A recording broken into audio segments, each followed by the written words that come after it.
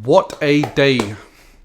Not only do I get a fresh trim, Arsenal won. But before I go any further, I want to hit the subscribe button. Helps out the channel a lot. And yeah, keep updating my content. But anyway, we needed to win today. And today was very, very special and important because not only did Arsenal win, but also Man City dropped points and Liverpool dropped points the other day. Now, what we need to remember that these types of games where it's not pretty, it's only a 1-0, you might not be scoring tons, but the victory is all that matters. Because if you look at all the champions in the last seasons, Man City, Liverpool, they've had games where they just scrape it by 1 goal. You might get a last minute nick where they get that victory, but the 3 points is all that counts. And if you tally those 3 points, it's what makes you win the league at the end of the season. And I think for Arsenal, that was the problem last few years where we're losing silly games or drawing silly games in games you expect us to win. So last time Crystal Palace visited the Emirates, they drew 2-2. Arteta scored a crossbar goal. And yeah, so it was a great victory by Arsenal. Now, let's talk about the man of the match, Eze. He did his signature celebration against his old team.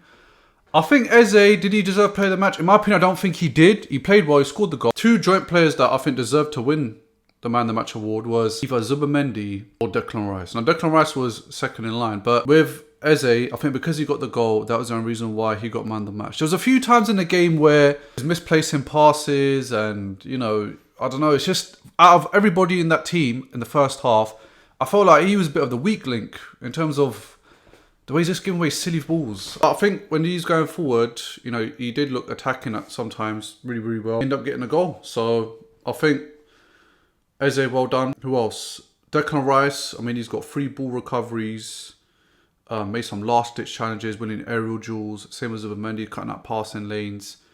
And I think as well, with Arsenal, what is amazing, and I think we saw it this game, is the amount of depth we have and the quality on the bench. Like, we saw Saliba come off at half-time, and he was replaced by Mosquera, who immediately came in, looked comfortable, making tackles, knows when to pass to the goalkeeper, wasn't making some premature duels. I mean, there was one point in the box where it was a cross by a Crystal Palace player. Mosquera didn't jump for the ball. He let the ball come down, stood his ground, and then went off for a goal kick. And I was like, that's class. Because those things you can't really teach. You know, it's about your intellect and reading the game. Those things you can't teach. You just naturally have it, like the knack for it. And who else? Capia came on. I mean, he only got about 9 minutes. I mean, he's really, really fast. I was like, yo, this is what I'm saying. We need to see more of him. It's good to see him back as well. I think with Martinelli coming on, it was good to see him on the right. He was going to feed the ball into Gyökeres. Didn't end up happening as much as I thought it would. Nonetheless, he was in there and he was trying to make plays. The only concern I have with Arsenal in this game was, for 30 minutes, we never had a shot on target. Like, that is crazy. I didn't expect that, especially at home. Like, 30 minutes of the game, never had a shot at goal. And I don't know if it's because Crystal Palace were set up, you know, to the point where it's very, very hard, very congested for Arsenal. But I was a bit surprised. I was a bit like, oh man, like, this is going to be one of them games where we're going to have to really grind it out. And I was right. In my prediction, I put 3-1 and it was the total opposite. I did say Eze was going to score, which he did. I mean, I don't know, with Arsenal, for 30 minutes, didn't have a shot on goal or even at the goal for anything. But I was just like, yeah, man, it was a bit concerning. But then I think that's like the PTSD. Do you know, like when you've had trauma for so long of Arsenal bottling these simple games, I was just letting that get to my head. And then in the second half, we turned up and then Crystal Palace didn't have a shot for like, 30, 40 minutes. And then we started to kind of go a bit more defensive with Mourinho coming on and Skelly, and Crystal Palace started to come out a bit more in terms of attacking wise. I was quite surprised with Arteta. He's very quiet. Adam Wharton, I don't think he had a great game. He was okay, but I did expect more for him because he's class. He's real class. But yeah, I think Lacroix, I think he was Crystal Palace's player of the game. He did have Gyökeres in his back pocket, let's just be honest.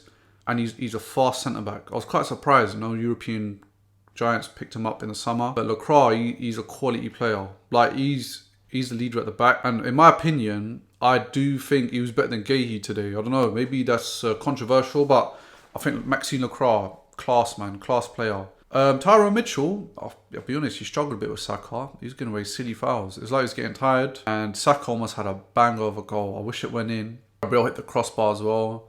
You know, when it's set piece time, everybody who's not an Arsenal fan is like, oh my days, it's coming, the goal. But yeah, it was unfortunate. Hit the crossbar, follow through, great save by the keeper. And then Saka had a great part, but it just didn't go in. Yeah, I think, man, the match for me was Declan Rice. I don't think it should have been Eze. I think Declan Rice, you know, even though Eze got the goal, but Declan Rice, man, class player. I mean, 100 million, you can't put him down. Like, I think he's worth every penny.